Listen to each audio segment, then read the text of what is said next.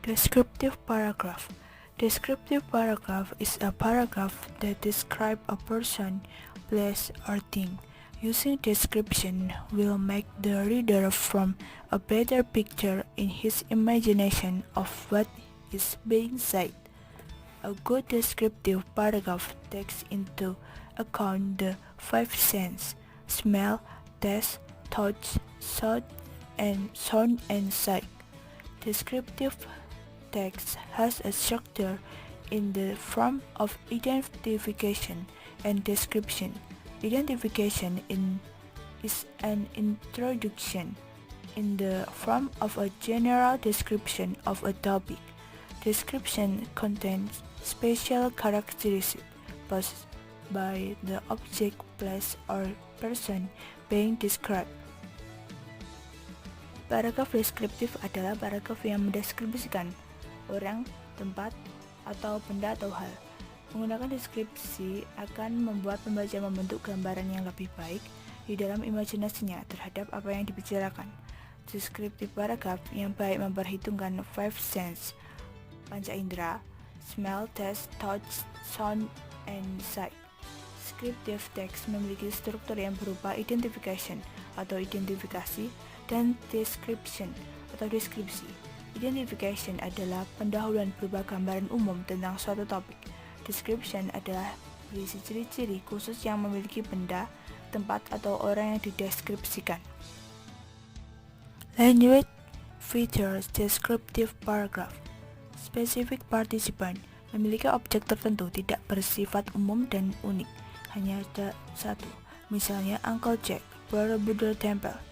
Penggunaan adjektif, kata sifat untuk memperjelas noun, kata benda. Misalnya a handsome man, a beautiful woman. Penggunaan simple present tense. Pola kalimat yang digunakan adalah simple present karena menceritakan fakta dari objek yang dideskripsikan. Action verb.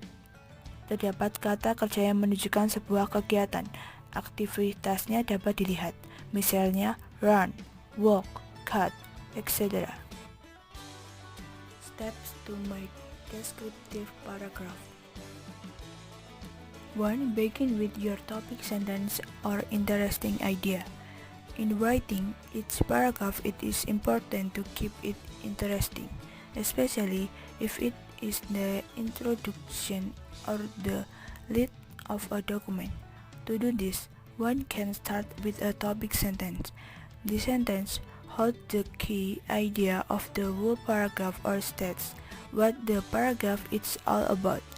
For example, if your topic sentence is watching the warm orange sun as it sets from the horizon of the bay makes my eyes misty, then the whole paragraph simply talks about this specific idea. You can discuss the reason why you add the why or basically anything that support this sentence. 1. Mulailah dengan kalimat topik atau ide menarik Anda. Dalam menulis setiap paragraf penting untuk membuatnya tetap menarik, terutama jika itu adalah pendahuluan atau pembukaan dari sebuah dokumen. Untuk melakukan itu, seorang dapat memulainya dengan kalimat topik. Kalimat ini memegang ide kunci dari seluruh paragraf atau menyatakan tentang apa paragraf itu. Misalnya, jika kalimat topik Anda adalah watching the warm orange sun it sets from the horizon of the bay make my eyes misty, maka seluruh paragraf hanya membahas ide spesifik ini. Anda dapat mendiskusikan alasan mengapa Anda bertindak seperti itu, atau pada dasarnya apapun yang mendukung kalimat itu. 2. Support with interesting details. As mentioned earlier, a topic sentence is support with relevant details. The sentence or idea will act as your building block to build a concrete message to your reader. Since each paragraph holds different topics, there are also numerous ideas you can include. For example, if you are describing a person, you can elucidate on his appearance and personality.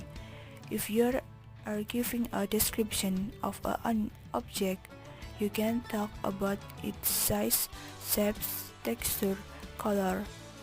On the other hand, if it is a place that you want to describe, you can add some details about how you feel about the place or the most striking element of the area. Remember, in adding supporting details, only include then the most important information about your paragraph to avoid confusing your reader. 2. Dukungan dengan detail yang menarik. Seperti disebutkan sebelumnya, kalimat topik didukung dengan detail yang relevan. Kalimat atau ide ini akan bertindak sebagai blok bangunan Anda untuk membangun pesan konkret kepada pembaca, karena setiap paragraf memiliki topik yang berbeda. Ada juga banyak ide yang dapat disertakan. Misalnya, jika Anda mengabarkan seseorang, Anda dapat menjelaskan penampilan dan kepribadiannya. Jika Anda memberikan deskripsi atau suatu objek, Anda dapat bicara dengan ukuran, bentuk, tekstur, warna, dan lain-lain. Di sisi lain, jika itu adalah tempat yang ingin Anda gambarkan, Anda dapat menambahkan beberapa detail tentang perasaan Anda, tentang tempat atau elemen yang paling mencolok dari daerah tersebut. Ingat, dalam menambahkan detail pendukung, hanya sertakan informasi yang paling penting tentang paragraf Anda untuk menghindari membingungkan pembaca Anda. 3. Include sensory details. In order for you to make your descriptive paragraph more compelling, it is important to use sensory words. These are the details that incorporate your sense, such as sight, hearing, smell, touch, and taste, to create a picture of your experience that your reader could also imagine. This also greatly helps, notably if you are going to describe something unknown to the common. There are various sensory details that you could use to improve your description. For example, rather than stating "I love the air of the province," you can express this sentence into "I love the soothing fresh air of the province as it calmly enters my nostrils." By simply adding sensory details, you can upgrade a plain sentence with no words. Maksud dari step 3 tersebut adalah menyertakan detail sensorik. Menyertakan detail sensorik menggabungkan indera Anda seperti penglihatan, pendengaran, penciuman, sentuhan, dan rasa untuk menciptakan gambaran dari apa yang dideskripsikan dari penulis tersebut. 4. Include figurative language and compelling adjective. Figurative language are the tools that writers use to establish a creative way of expression apart from the conventional and formal order of writing. This creates complex meaning, colorful writing, indirect comparison, and clarity. In writing your own paragraph, it is important to use figurative language in the process. There are several figurative language that you can utilize, such as metaphor, simile, personification, hyperbole, and word more. Moreover, in using them, make sure to apply them correctly and do not overuse these tools too. On the other hand, using strong adjectives can also enhance the appeal of your work. Considering that descriptive paragraphs are more than describing, it would be helpful for you to learn the nature of adjective or description word. Maksud dari step nomor 4 adalah menyertakan bahasa kiasan dan kata sifat yang menarik. Bahasa kiasan adalah alat yang digunakan penulis untuk membentuk cara ekspresi yang kreatif terlepas dari tatanan penulisan konvensional yang normal. Ini menciptakan makna yang kompleks, tulisannya penuh warna, perbandingan tidak langsung, dan kejelasan. Dalam menulis paragraf, Anda sendiri penting untuk menggunakan bahasa kiasan dalam prosesnya. Ada beberapa bahasa kiasan yang dapat Anda gunakan seperti metafora, simile, personifikasi, hiperbola, dan banyak lagi. 5. End with a terminating conclusion.